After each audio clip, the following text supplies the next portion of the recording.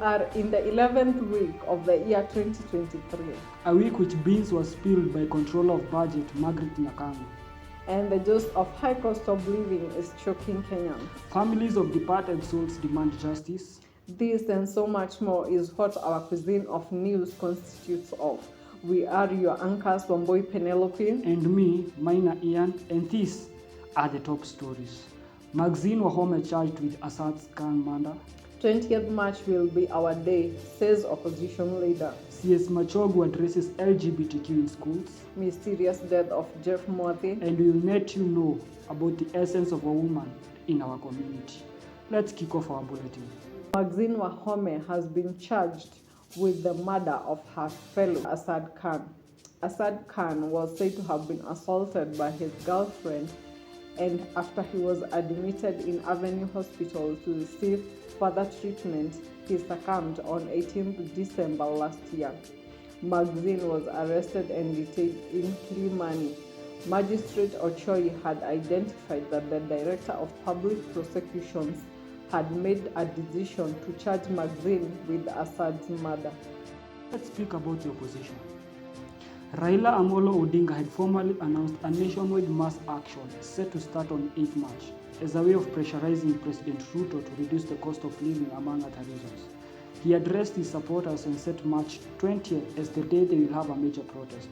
He charged Ruto with Cherera 4, looting public resources, and the decision made by cabinet to lift the ban of importation of GMO, among other reasons. He said that he does not have patience with an illegitimate regime and cannot continue living on false promises. On to education matters, the Cabinet Secretary of Education Ezekiel Mashogu was not left behind in airing out his sentiments about LGBTQ, though he laid out his plan to curb it.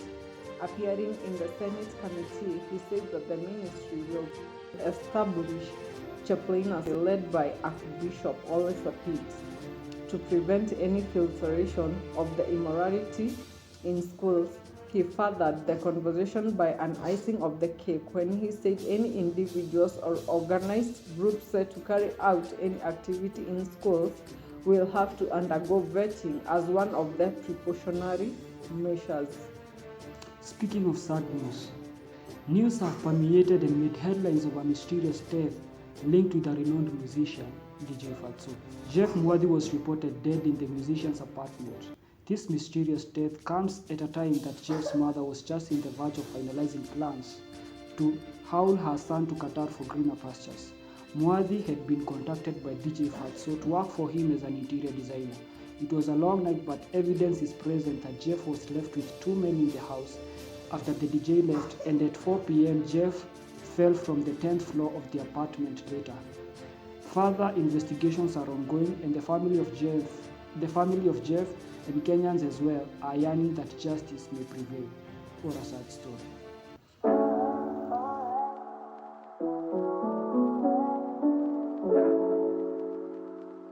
"8 March is a day we celebrate each woman, and each woman delights in being celebrated by its sunset.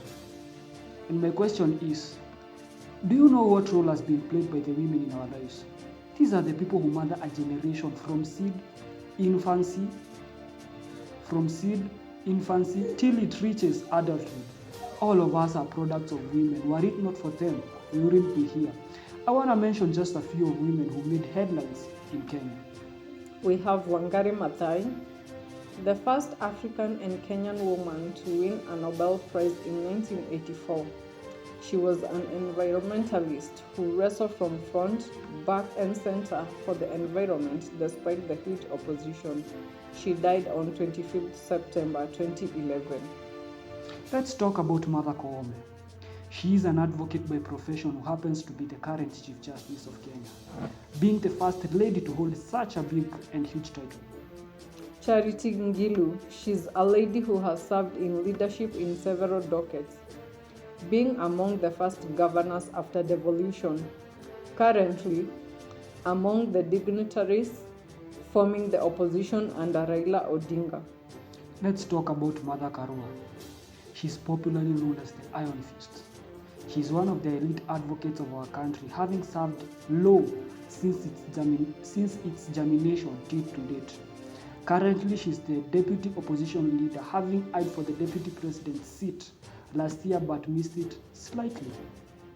We also have Anne Waiguru, one of the most renowned politicians who has the first chairperson of the County of Governors after devolution. Currently serving as a governor in Kirinyaga for a second term for her firm and indomitable political stances. Kanze Dena, former State House spokesman, Irene Koki, the first pilot. The list is endless. This serves as an encouragement to the young women who are dreaming to become great women. Keep dreaming and keep going. You have all it takes to achieve it. Remember, dreams are not what you get when you can't sleep. They are what you get and you can't sleep.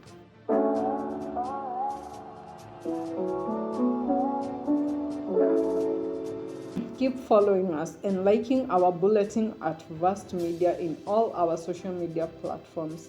It's a privilege to see you watch us and task us to always update you in a vast way. We were your anchors from Boy Penelope. Mine Ian. Let's gather more news.